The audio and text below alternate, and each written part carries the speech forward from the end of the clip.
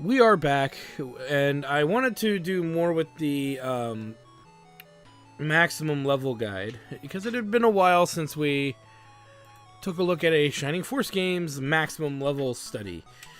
And I wanted to do Final Conflict. So I've been working on Final Conflict and trying to get everybody there. I did not name Ian anything different, unfortunately, this time around. But we will be looking at stats, spells, capabilities, and all of that good stuff, because every character that can be promoted is now at level 20, and this will be a great way for us to figure out who the best characters are.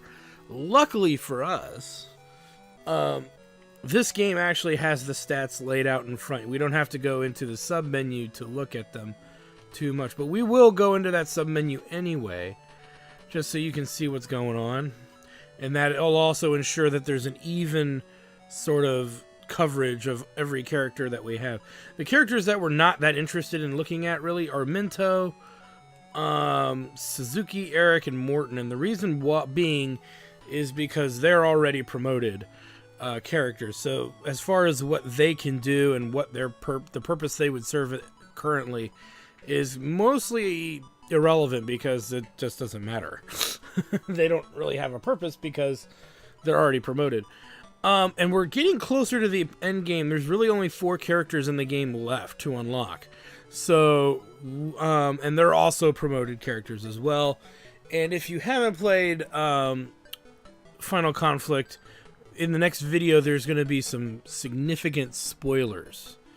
So I wouldn't want you to get spoiled. I wouldn't want something to be spoiled. So if you haven't played Final Conflict and you want to kind of play that game and check out what the spoilers are for endgame characters specifically, go play Final Conflict. But for the sake of argument and whatnot, I'm going to not omit those characters. I'm just not going to omit them. So we're gonna weigh them in and all that stuff too. So anyway, with all of that said, we've got some work cut out for us here. So what I want to do is we're going to also check and see if they take stat hits on promotion. So that's something we're also going to check out. Okay, so how are we going to divide this? Because unlike other Shining Force games, Final Conflict's roster is very minimal and not very versatile. So, for example, there's only one archer in this game. There are no other archers. I know, weird, isn't it? There's 2 fighters, there's 2 monks, but there isn't 2 healers, 2 clerical healers. Interesting. So there's going to be some people who just have to be compared to classes that most closely resemble them. And some characters will just get completely ignored to a degree. I know that sounds weird, but like, Sonnet is your only ranged fighter.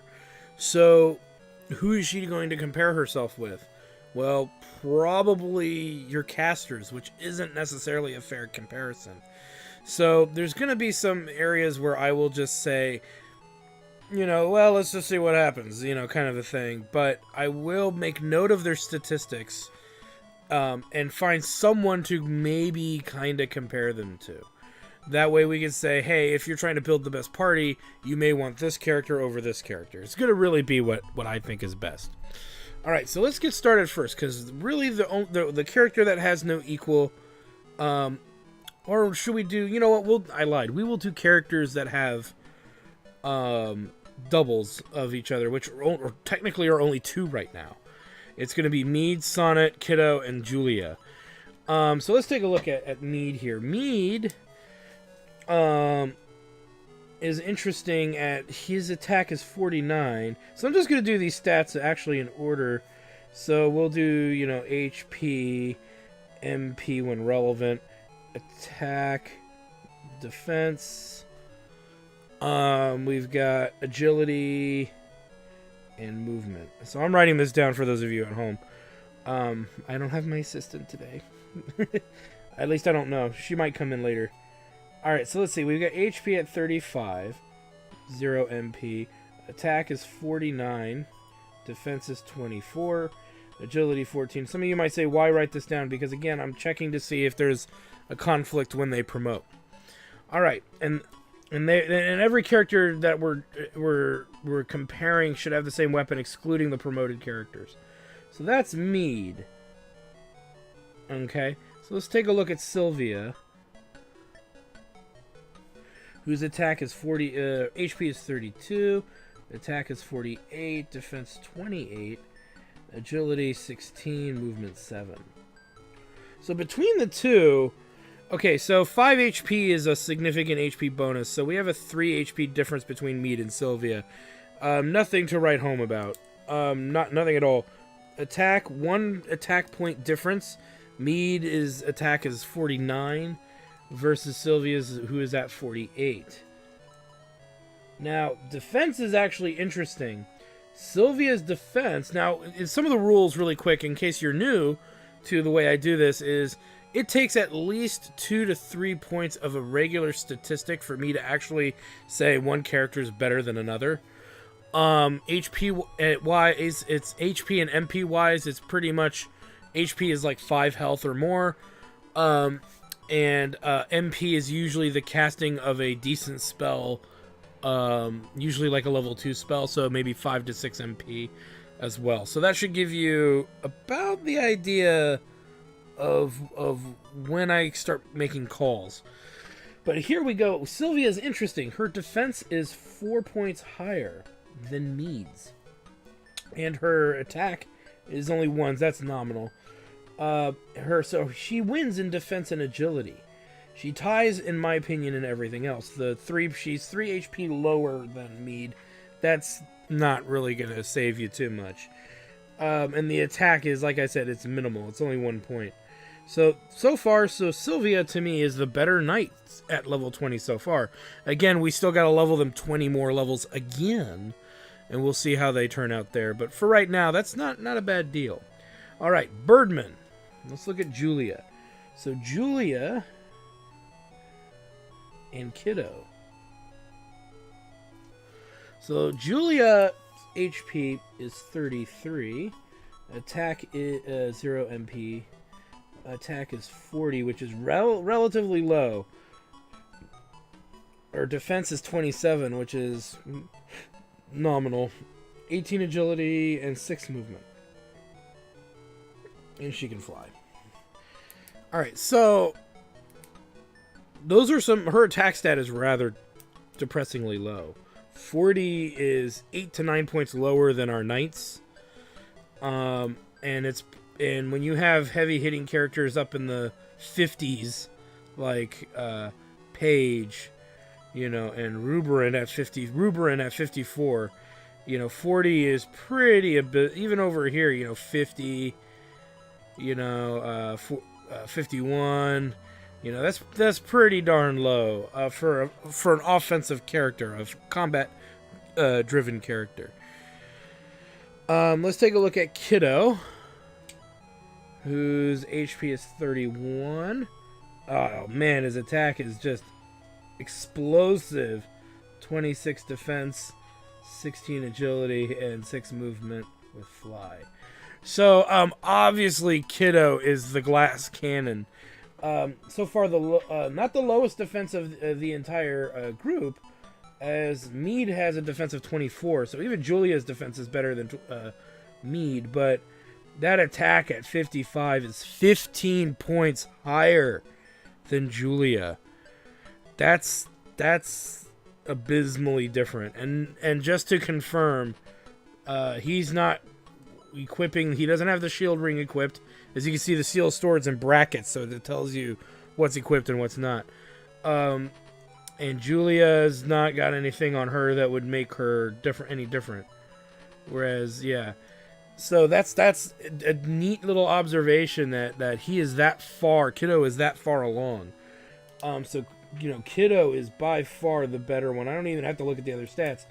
Because, yes, Julia beats Kiddo in agility. They're similar in health, defense, and obviously movement and flying. But that 15 attack difference, that's like night and day. That's like 3 victory points over Julia in one category. So he's kind of like kind of like a glass cannon. He has the lowest health of any character right now as well. So that doesn't help him too much, but he's flying. He hits like a freaking truck. Kiddo gets it. Kiddo gets it. I'm sorry, just Kiddo gets it. Let's take now there's these other characters. They don't really have people to directly compare them to. I will compare them to their promoted counterparts just to give you an example of where they're at, but it's not necessarily indicative of how they're going to develop, because when we level them crazily later, those stats are going to just change dramatically. So let's just start with Ian at this point, because we'll compare Ian to Paige, for example, because they share probably the most in common to a degree. I guess the second archery type would be the thief and ninjas, where Cynthia or Sonnet is the archer, because ninjas and thieves attack at range, but they'll never attack at as great of a range as Sonnet. So Sonnet and Rubrant will probably get a slight comparison, but we'll iron out those details when we get there. All right, Ian has 32 health. He has 19 MP. His attack is 43, which isn't as good as it sounds. His defense, though, however, is 30. Agility 17. His movement is 6. And he's got Bolt 2 already, I believe. And we'll check on that just to make sure.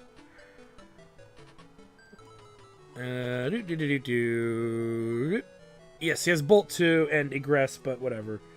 We don't care about Egress as much.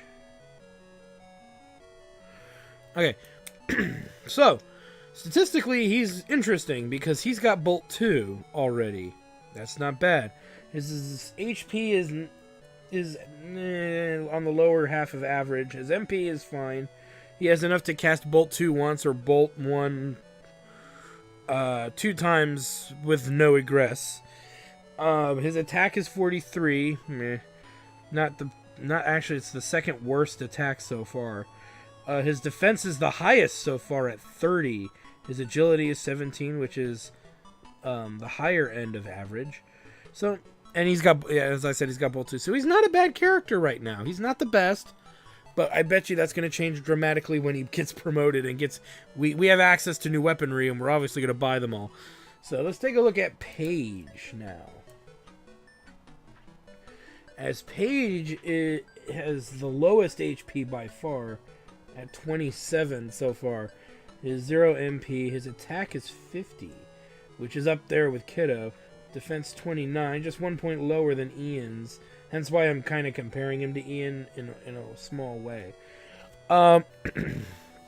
Obviously, there's no one to compare Paige to directly very well, except maybe the Knights. And I would say with the Knights is that he has slightly better defense than Sylvia. His attack is 2 higher than Sylvia, barely eking out a win over Sylvia in attack, but not by much. Sylvia, and obviously Sylvia is better than Mead, so I'm not going to compare Paige to Mead. Their agility is actually the same. Sylvia's movement is 7, except in deserts and mountains, or difficult terrain rather, or unusual terrain, and that does it. And going back, it includes deserts anyway. Just as a heads up, that's kind of a thing. So he's kind of up there with Sylvia. So if I had to go with one knight, it would be Sylvia right now, and maybe Paige would be a good character to keep in for that front line, where Mead is kind of fallen behind. Again, we have to check later. Okay, now let's look. So we've done that. Let's just finish this top row. Let's do Howl, and we'll look at Minto anyway, but we'll do Howl first. Who, if you don't know, Howls are actually the same Howl from Shining Force 2, except he's a young child in this one. So we're going to actually have to open up his thing, because casters are... We need to know more when it comes to casters. HP is 30, which is strangely weird, because when you think about that, that HP is about the same as Kiddo's. It's only off by a point, but whatever. MP 32. His attack is 26. His defense is abysmal at 16. His agility is 16, and his movement's 5. His spell loadout is Blaze 3, Freeze 2, and Attack 1.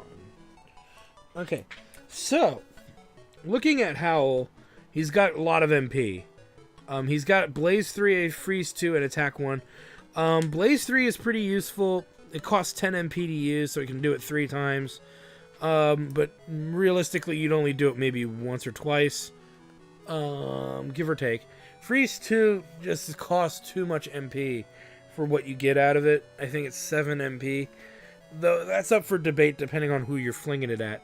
Attack 1 is really useful right now because there's some characters like Julia who are just so weak when they attack that Attack 1 is really the reason why I was able to get them to stay caught up to a degree. So that's interesting. Not much we can say about Howl right now. So let's compare him to Minto. Now, why would I compare these two when they're very, very different in level and where they are statistically? Well, there's a reason for that. Oh, wait. Her HP is 22. Very low HP. 22 MP, 22. That'll change as she levels, though. This is why I'm not counting her, because we have not really invested much in levels on her, because she's already promoted. And she'll get those levels to make things even out later. So we'll get that all sorted out. So she comes with Freeze 3, Slow 2, which I don't care about, and Bolt 1, which I do care about. So here is our Bolt Mage, is pretty much what comes to this. Obviously, Howl is... This is one of the few times where a Blaze Freeze Mage who doesn't learn Bolt is so far better than the promoted one. Bolt 1 is nice. It's 8 MP, so it's effectively not that expensive. But let's break this down. Howl can cast more Blaze 3s and Freeze 2s and Attack 1s than Minto could have cast Freeze 3, Slow 2, and Bolt 1. Just from the MP growth of 10. The HP growth of 8. Howl's has more survivability. Minto's physical attack is 32, which is abysmally bad, but it's not as bad as Howl's. Defense is only, hers is slightly better, but I think she's going to start pulling away once she starts to level up. And then agility is 15, movement is 5. So it's hard to say who's really better right now, and it's mainly because Howl has the extra investment in him, whereas we don't see Minto's investment yet. So, alright, let's take a look at... So we finished the bottom and top row. Let's take a look at our ranged characters, Sonnet and Ruberin. So we'll take a look at Sonnet. Sonnet. We don't need to open up her thing because of what she can do. Her HP is 28, 0 MP. Attack 42, defense 21, agility 17, movement 6. And then if we look at Ruberin, we have HP of 29, attack of 54, defense 36, agility 19, movement 5. Interesting. Interesting that Sonnet gets more movement than Ruberin. Good observation. HP is negligible. Sonnet's now the attack is not. Ruberin's attack is beastly. It's 54. That's 12 points higher than Sonnet. Now, here's the difference. His range is only 2 squares away. Sonnet has as far as 3 squares away. So the difference in range is dramatic. Now that's going to probably change later, because if we compare Ruberin to Suzuki, I'll explain why. So that's an interesting observation. Sonnet's defense is only 21, which is very low. It's lower than Mead's, but it's higher than the casters. It's at least 3 points higher than Minto. So not good on defense. Agility is probably pretty much in the middle for Sonnet. Her HP is on the lower side, but it's lower than Howl's by 2 points, so that's interesting. So 42 damage is only 2 higher than Julia. So again, we want to see more. She needs to see a bigger damage output, which we will check out in due course. So those are some interesting numbers. She's kind of in this middle limbo of maybe she's good, maybe she's not. It's hard to say. Ruberan's a beast. Dude has the best defense of any character so far. His defense being 36, the next closest being 30 is what I have, which is Ian. So he's 6 points higher than Ian. His attack is 54, which is 11 points higher than Ian. His defense, I think, is 36-30 versus Ian. His agility is faster than Ian. He doesn't have more health than Ian, though. That's the only difference. So really, Ruberan, and he only moves 5 spaces where Ian moves 6 and has Bolt 2. So right now, Bolt 2 is the only thing saving Ian right now when you compare Ian to Ruberan. So that's an interesting find. And last but not least, we're going to compare Knuckles. You know what? Actually, no, we're not. We're going to do Ruberan to Suzuki because they're the next closest pair. So let's do Suzuki.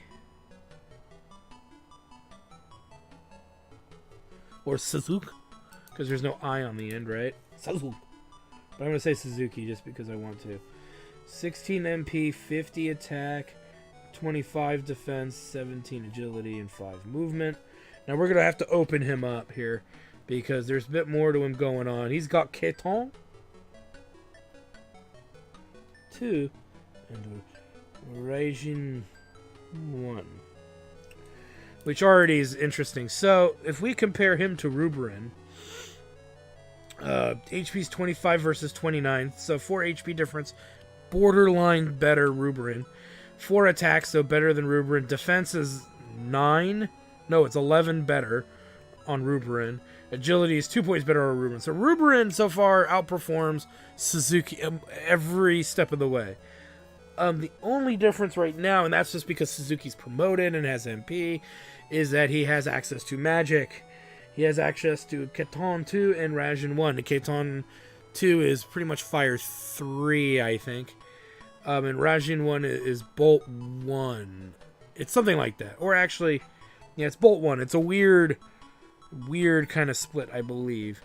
I could be wrong on the magic off the top of my head, but because I haven't really used Suzuki that much, so, you know, that'll be something we find out in the next episode when I come back and we kind of clean up and figure out who's really the best in that regard.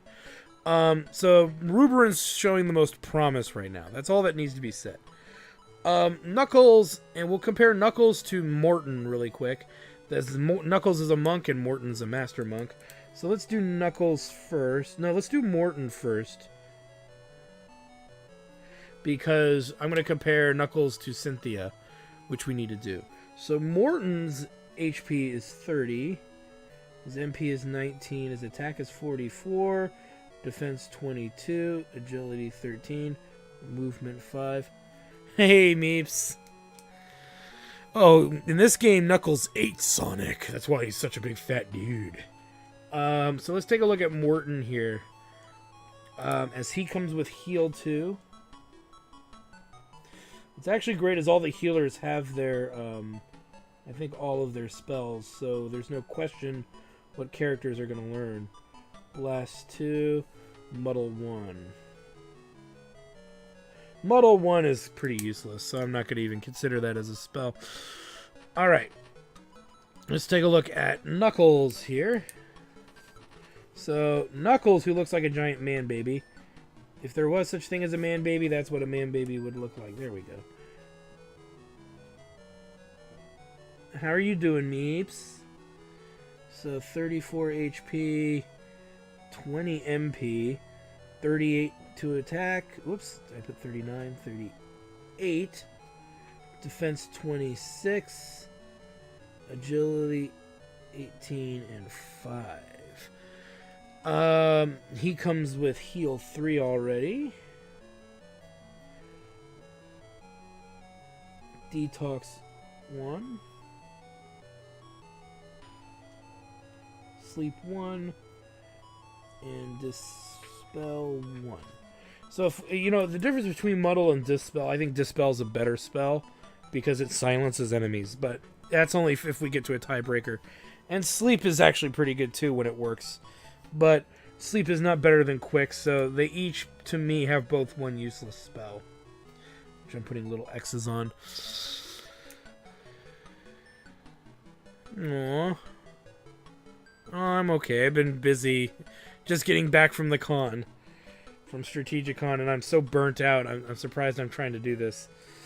Alright, let's take a look. So, Knuckles beats Morton in HP by 4. That's not enough. That's not enough for victory. MP difference is only 1 MP. Morton's attack is 44 versus Knuckles 38. So, Morton hits harder. But that, again, once we level up, and you have to remember, they're wearing different gear because of the leveling discrepancy, so that might change. Morton's defense is lower than Knuckles, 22 to 26, so that's a 4-point difference. That's substantial.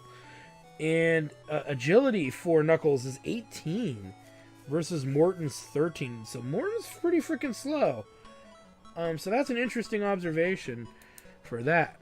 Alright, last but not least, and actually we are going to look at one other character, though he's a little more leveled, because I kept forgetting to take him out. But anyway, Cynthia. And we'll also do Eric. But we'll compare Eric to Kiddo. So let's take a look. Cynthia here. HP is 21. So that is the official lowest health in the game. 17 MP. Her attack, surprisingly, is 41, so it's not shabby. Unlike Julia's, who's only freaking 40. Or, yeah, is it Julia? Yeah, Julia's attack was freaking 40, and she's a frontline fighter. Defense, 24. Agility, 15. Movement, 5.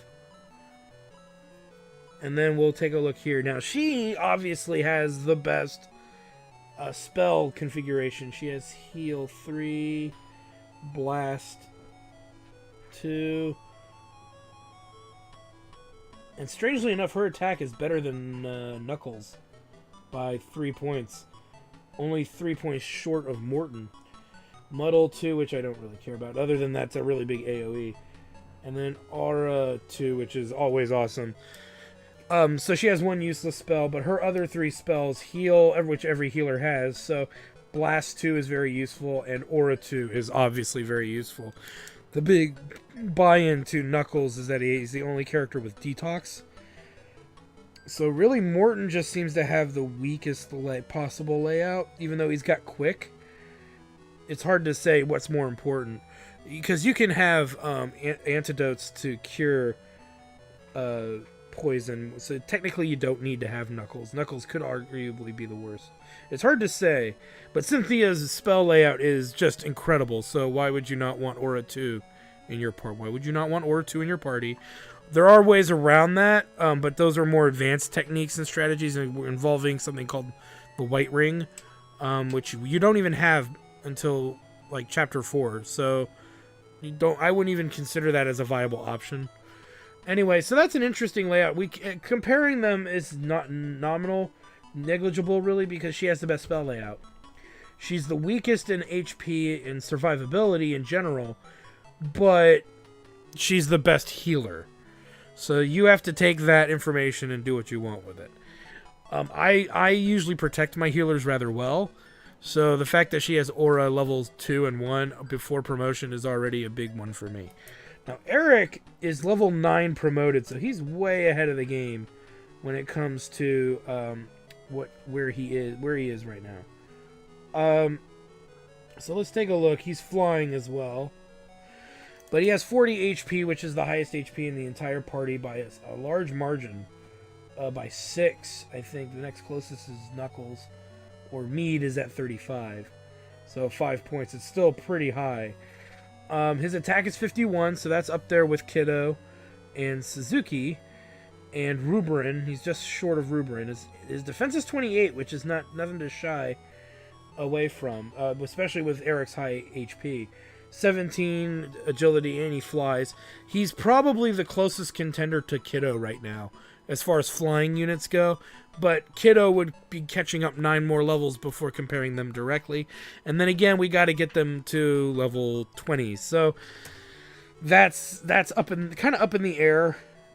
So yeah, that's kind of up in the air. So we're not sure where that's really going to go. So before we promote everybody, which we need to do, we need to move some stuff off Kiddo really quick. We'll move the Brave Apple onto somebody else. Maybe Suzuki. He's not holding anything relevant or important. We need everybody to have at least one inventory spot open for new gear acquisition, because all these characters are going to need it. We'll leave the Heat Axe on Page for now, so I'm not going to worry about that particularly. The Valkyrie can stay on Mead for now as well, because he's the weaker of the 2 centaurs, the 2 knights.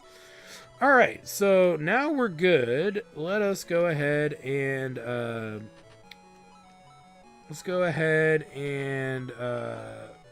do some evolutions.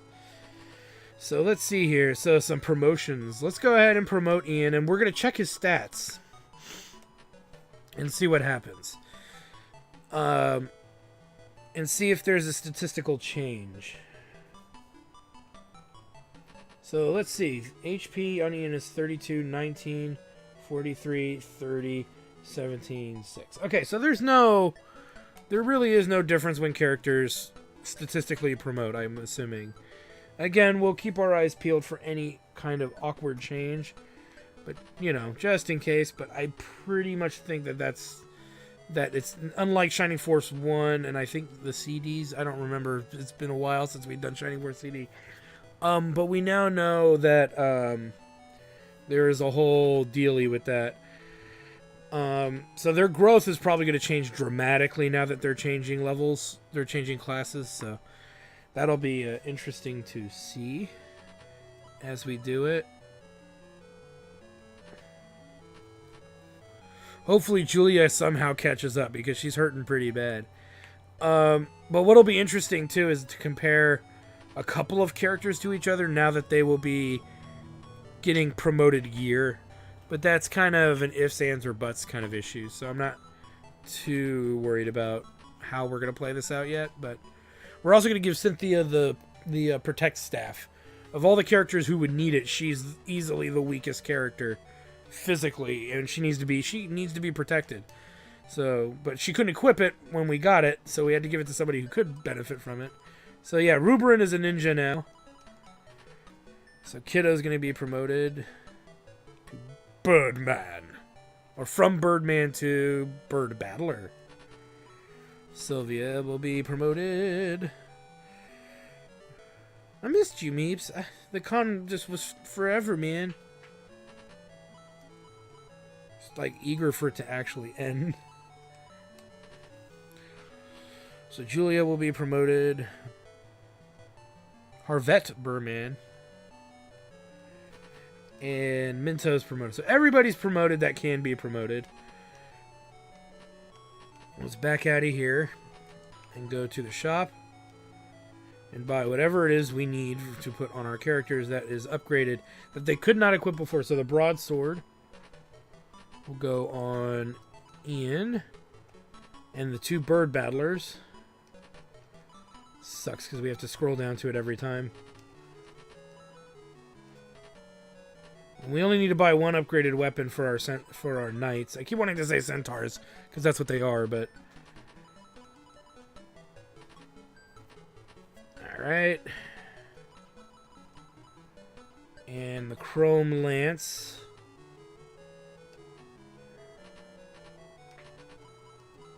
We'll put here on Sylvia. We don't need a new battle. We don't need a new axe, and there isn't even one to buy.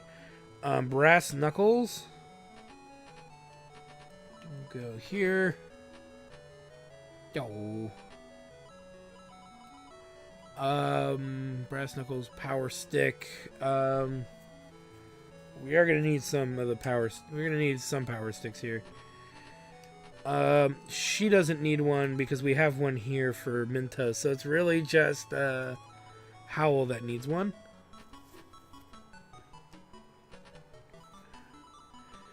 And the assault shell, which might be a game changer for Sonnet. That's why it's a big deal we check this out, as we're going to check some of our comparisons out after we re-gear the characters here. And a shuriken. So let's put that shuriken on Ruberin. Everybody else should be fine, yeah. Okay, so we should be geared up for the most part. Let's sell off the... Well, we can't sell off all the unwanted stuff. Let's go and equip 2 characters with their specialty stuff. Which, again, isn't going to be fair directly. But we know that with the regular gear that they have on, their attack is nominal. Paige will get the heat axe. You know what? He has trouble moving around the battlefield. So I'm going to put that running ring on him. Don't worry, we know his movement is pathetically 5, so I'm not going to count his movement. But anyway, go to the shop. Let's sell off the old gear. There's stuff we didn't... Oh, it's all old garbage stuff. I don't want to buy, I want to sell. There we go. Let's get off the old gear. The steel sword can go. Power spear is out.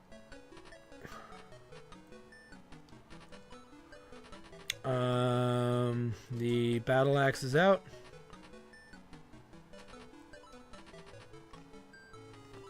Iron rod is out. We also need to move some weaponry around. Now that I thought it, just realized that we need to sell off that old dagger.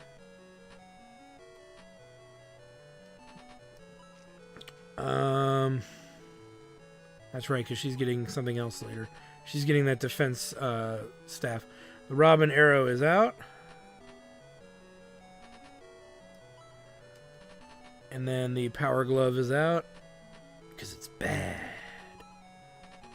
The steel sword is out.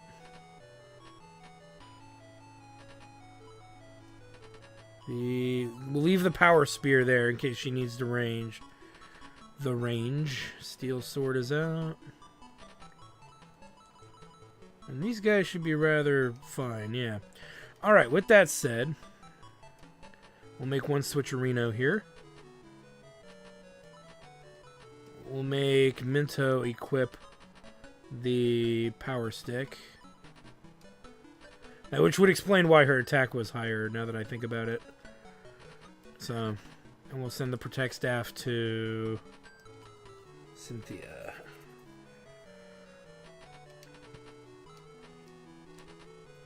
Almost there, guys. Alright, protect staff to there. I'm happy with that. Alright, let's sell off that iron rod and then we'll do our comparisons. Just a brief comparison for the people who would really matter. And the reason I mention that is because there's characters who just did not have the same weapons as other characters. So now that they have the same weapons, their stats are going to be dramatically different. Alright, let's take a look here. So, we'll save as well since we went through all of that. I'd hate for the game to crash. Alright. Yes, I'll continue my adventure. Let's look at help statistics. Alright, so the weapon upgrade boosted Ian's attack from 43 to 48, which is on par with, you know, some of these other characters just hovering around 50. Mead's attack's 55 versus Sylvia's 52, so it's only a 3 attack difference between the two weapons. However, Sylvia's attack was 1 worse than Mead's, so, you know, that weapon, if you include the 1 worse, it only is a +2. Except the Valkyrie's ranged, so say what you will about that. Alright, so Paige is the gladiator. His attack went from 50 to 54.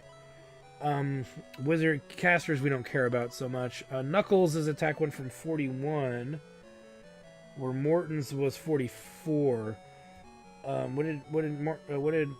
Where is it?